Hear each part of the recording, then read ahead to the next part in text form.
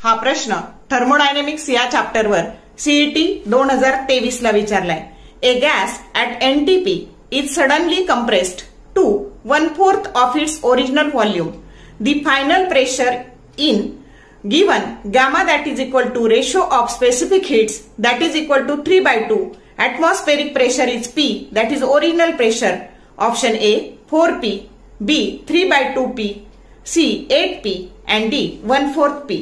आता आपल्याला initial pressure हे P दिलेलं आहे आणि इनिशियल व्हॉल्यूमला V1 म्हणायचं.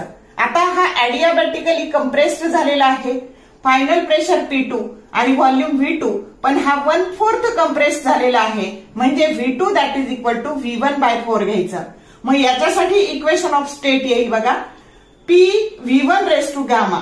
इथं येईल बघा P2 V2 raise to gamma आणि मग P2/P जर केलं तर V1/V2. या V2 ची व्हॅल्यू V1/4 टाकली. V1 कॅन्सल झाले आणि मग हा डिनॉमिनेटरचा denominator it becomes numerator.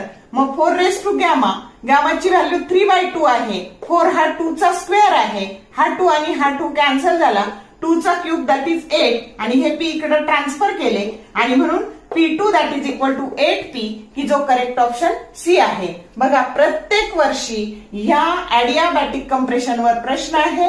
Shortcut असा आहे, जितके पट कॉम्प्रेस झाला तर तेवढा डायरेक्ट घ्यायचा, इथं गामा घ्यायचा आणि तो ज्याचा कशाचा क्यूब असेल स्क्वेअर असेल, जे कॅन्सल होईल ते कॅन्सल होईल आणि त्याची पॉवर वाढवायची आणि उत्तर काढायचं. इतक्या सोप्या पद्धतीने हे पटकन सोडवता येतं. शॉर्ट व्हिडिओ आवडले लाईक करा, शेअर करा, कमेंट करा. For more useful tips and tricks keep watching wings of physics. Thank you very much.